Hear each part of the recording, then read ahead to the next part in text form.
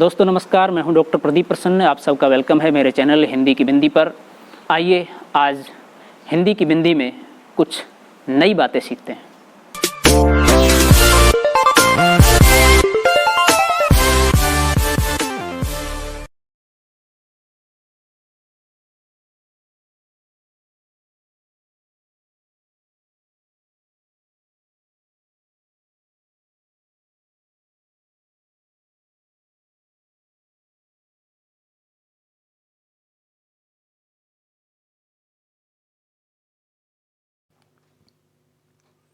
विद्यार्थियों, आज की वीडियो हम बना रहे हैं कक्षा 10 की हिंदी पुस्तक क्षितिज भाग 2 के पाठ 13 मानवीय करुणा की दिव्य चमक। इस पाठ के लेखक हैं सर्वेश्वर दयाल सक्सेना। ये फादर कामिल बुल्के के ऊपर लिखा गया पाठ है और इस पाठ का वाचन, इसका भाव, इसका अर्थ हम पूर्व की वीडियो में कर चुके हैं, लेकिन इस वीडियो में हम इस पाठ से संबंधित प्रश्नों के उत्तरों को लेकर के बातचीत करेंगे। और यदि आप पूर्व की वीडियो देखना चाहते हैं तो हमारे चैनल हिंदी की बिंदी पर विजिट करके प्लेलिस्ट में जा करके सभी वीडियो देख सकते हैं। तो आइए विद्यार्थियों, हम शुरू करते हैं आज की वीडियो। आप देख रहे हैं हिंदी की बिंदी चैनल। तो पहला प्रश्न है, फादर की उपस्थिति देवदार की छाया जैसी क्यों लगती थी?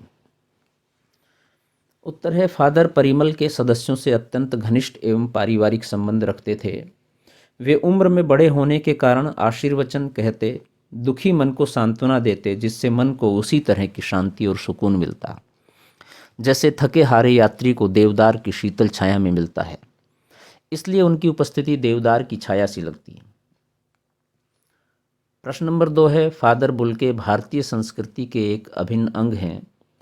किस आधार पर ऐसा कहा गया है?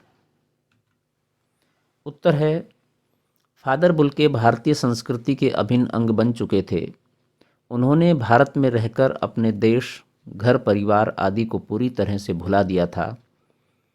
47 वर्षों तक भारत में रहने वाले फादर केवल 3 बार ही अपने परिवार से मिलने बेल्जियम गए। वे भारत को ही अपना देश, अपना परिवार, अपने भाई बहन परिजन समझने लगे थे। वे भारत की मिट्टी और यहाँ की संस्कृति में रच बस गए थे। पहले तो उन्होंने यहाँ रहकर पढ़ाई की, फिर डॉक्टर धीरेन्द्र वर्मा के सानिध्य में रामकथा उत्पत्ति और विकास पर अपना शोध प्रबंध पूरा किया। उन्होंने प्रसिद्ध अंग्रेजी हिंदी शब्दकोश भी तैयार किया। इस तरह वे भारतीय संस्कृति और हिंदी भाषा के होकर के रह गए। प्रश्न नंबर 3 है, पाठ में आए उन प्रसंगों का उल्लेख कीजिए जिनसे फादर बुल्के का हिंदी प्रेम प्रकट होता है। उत्तर है, फादर बुल्के का हिंदी प्रेम प्रकट करने वाले प्रसंग निम्नलिखित हैं। फादर बुल्के ने कोलकाता से बीए करने के बाद हिंदी में एमए इलाहाबाद से किया। उन्होंने प्रामाणिक अंग्रेजी हिंदी शब्दकोश तैयार किया। मातृलिंग के प्रसिद्ध नाटक ब्लू बर्ड का हिंदी में नील पंछी नाम से रूपांतरण किया। इलाहाबाद विश्वविद्यालय से रामकथा उत्पत्ति एवं विकास पर शोध प्रबंध लिखा। परिमल नामक हिंदी साहित्यिक संस्था के सदस्य बने। वे हिंदी को राष्ट्रभाषा का गौरव दिलवाने के लिए सतत प्रयत्नशील रहे। तो ये सारे प्रयास बताते हैं कि हिंदी के प्रति कितना लगाव था फादर कामिल बुल्के का। प्रश्न नंबर 4 है, इस पाठ के आधार पर फादर कामिल बुल्के की जो छवि उभरती है उसे अपने शब्दों में लिखिए। आपको अपने हिसाब से लिखना इस पाठ को पढ़ने के आधार पर। हम आपके सामने एक प्रारूप रख रहे हैं, आप उसे बदल करके अपने शब्दों में लिख सकते हैं, चाहे इसे भी अपना सकते हैं। फादर कामिल बुल्के की छवि संकल्प से सन्यासी जैसे व्यक्ति की उभरती है। उनका लंबा शरीर ईसाइयों के सफ़ेद चोंगे में चमकता रहता था। उनका रंग गोरा था तथा चेहरे पर सफ़ेद भूरी दाढ़ी थी। उनकी आंखें नीली थी। वे इतने मिलनसार थे कि एक बार संबंध बन जाने पर सालों साल निभाया करते थे। वे पारिवारिक जलसों में पुरोहित या बड़े भाई की तरह उपस्थित होकर आशीर्वादों से भर देते थे, जिससे मन को अद्भुत शांति मिलती थी। उस समय उनकी छवि देवदारू के विशाल वृक्ष जैसी होती थी, यानी कि जैसा विशाल वृक्ष अपने नीचे दूसरे छोटे छोटे पेड़ पौधों को पनपने का अवसर देता हो, आशीष देता हो, उनको सही मार्ग प्रशस्त करता हो, ऐसी छवि उनकी बनी। प्रश्न नंबर 5 है, लेखक ने फादर बुल्के को मानवीय करुणा की दिव्य चमक क्यों कहा है, जो इस पाठ का शीर्षक भी है।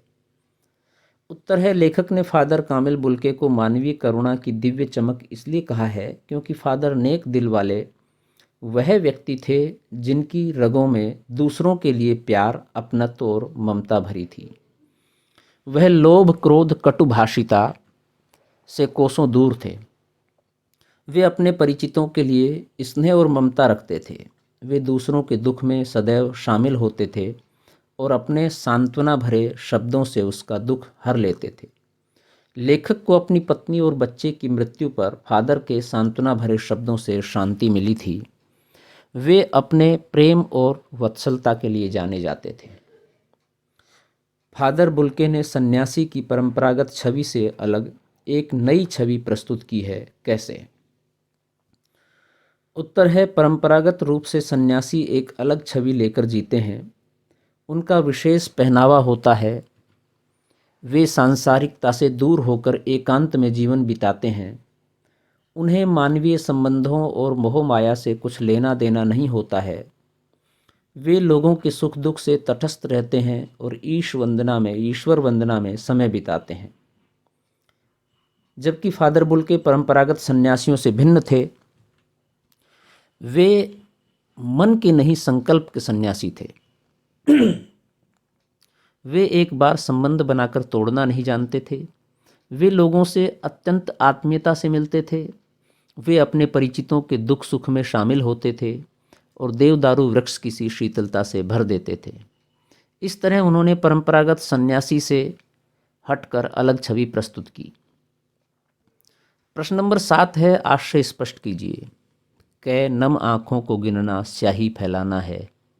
ख, फादर को याद करना एक उदास शांत संगीत को सुनने जैसा है। कै का आशय यह है कि फादर की मृत्यु पर अनेक साहित्यकार, हिंदी प्रेमी, ईसाई धर्मानुयायी एवं अन्य लोग इतनी संख्या में उपस्थित होकर शोक संवेदना प्रकट कर रहे थे कि उनकी गणना करना कठिन एवं उनके बारे में लिखना स्याही बर्बाद करने जैसा था। अर्थात उनकी संख्या अनगिनत थी, बहुत ज़्यादा थी। ख का आशय यह है कि फादर को याद करते ही उनका करुणामय, शांत एवं गंभीर व्यक्तित्व हमारे सामने प्रस्तुत हो जाता है। उनकी याद हमारे उदास मन को विचित्र सी उदासी एवं शांति से भर देती है। ऐसा लगता है जैसे हम एक उदास सा संगीत सुन रहे हैं। हालांकि फादर का स्वभाव उदास नहीं रहा, वो बड़े ही उन्मुख थे, सबको प्रसन्न रखते थे, खुश रखते थे, समस्याओं का समाधान करते थे। तो ऐसे व्यक्ति के चले जाने पर मन उदास हो ही जाता है। रचना एवं अभिव्यक्ति के प्रश्नों की बात करें तो प्रश्न नंबर 8 है, आपके विचार से बुल्के ने भारत आने का मन क्यों बनाया होगा। उत्तर, भारत की गणना प्राचीन काल से ही ज्ञान और आध्यात्म का केंद्र के रूप में की जाती है। यह ऋषियों मुनियों की पावन भूमि है, जहाँ गंगा यमुना जैसी मोक्षदायिनी नदियाँ बहती हैं। इसी भूमि पर राम, कृष्ण, गौतम बुद्ध, महावीर स्वामी, गुरु नानक, रैदास, तुलसीदास आदि महापुरुषों ने जन्म लिया और अपने कार्य व्यवहार से दुनिया को शांति का संदेश दिया। फादर बुल्के इन महापुरुषों से प्रभावित हुए होंगे और भारत आने का मन बनाया होगा। इनके बारे में जानने की जिज्ञासा उनके मन में पैदा हुई होगी कि ऐसा देश जहाँ पर इस तरह की स्थितियाँ हैं तो उसे समझा जाए, जाना जाए, देखा जाए उसके बारे में। प्रश्न नंबर 9 है, बहुत सुंदर है मेरी जन्मभूमि रैम्स चौपल। इस पंक्ति में फादर बुल्के की अपनी जन्मभूमि के प्रति कौन सी भावनाएं अभिव्यक्त होती हैं। आप अपनी जन्मभूमि के बारे में क्या सोचते हैं। तो आपको अपनी जन्मभूमि के बारे में लिखना है, लेकिन इस पाठ को ध्यान में रखते हुए। उत्तर है, बहुत सुंदर है मेरी जन्मभूमि रैम्स चौपल। इस पंक्ति में फादर बुल्के का अपनी मातृभूमि के प्रति असीम लगाव प्रकट हुआ है। इसी लगाव एवं मातृभूमि से प्रेम के कारण उन्हें मातृभूमि सुंदर लग रही थी। मैं भी अपनी मातृभूमि से प्रेम करता हूँ। मातृभूमि के बारे में फादर बुल्के जैसी ही सुंदर भावनाएं रखता हूँ। मेरी जन्मभूमि स्वर्ग के समान सुंदर तथा समस्त सुखों का भंडार है। यह हमारा पोषण करती है तथा हमें स्वस्थ एवं बलवान बनाती है। यह हमारी माँ के समान है। एक ओर यहाँ की 6 ऋतुएं इसकी जलवायु को उत्तम बनाती हैं, तो दूसरी ओर अमृत तुल्य जल से भरी गंगा यमुना प्राणियों की प्यास बुझाती है। मैं अपनी मातृभूमि पर गर्व करता हूँ और इसकी रक्षा करते हुए अपना सर्वस्व अर्पित करने को तत्पर रहता हूँ। प्रश्न नंबर 10 है, निम्न वाक्यों में समुच्चय बोधक छांटकर अलग लिखिए। तब भी जब वह इलाहाबाद में थे और तब भी जब वह दिल्ली आते थे। माँ ने बचपन में ही घोषित कर दिया था कि लड़का हाथ से गया। गए वे रिश्ता बनाते थे तो तोड़ते नहीं थे। उत्तर है कै का और, खे का की, गए का तो विद्यार्थियों, ये रही आज की वीडियो आपने पूरी देखी, इसके लिए आपका बहुत बहुत धन्यवाद। आशा करते हैं वीडियो आपके लिए लाभान्वित होगी। यदि यह वीडियो आपको अच्छी लगी हो तो इसे लाइक करें, शेयर करें, कमेंट्स करें और हिंदी की बिंदी चैनल को सब्सक्राइब करना न भूलें। साथ ही साथ बेल आइकॉन को भी दबा लें ताकि सभी प्रकार की वीडियो की सूचना आप तक पहुंच जाएं, आप यथासमय देख सकें। आप कक्षा 10 की या अन्य वीडियो देखना चाहते हैं तो प्लेलिस्ट में जाकर के उसके अनुरूप आप अपनी कार्य की, अपने उपयोग की, अपने लाभ की वीडियो देख सकते हैं। यदि आपके मन में कोई सवाल, कोई जिज्ञासा, कोई प्रश्न हो तो आप कमेंट्स के माध्यम से बताइए, हम उसका समाधान करने का प्रयास करेंगे। आज के लिए इतना ही। नेक्स्ट वीडियो में नेक्स्ट टॉपिक साथ फिर मिलते हैं, तब तक के लिए शुक्रिया, नमस्कार।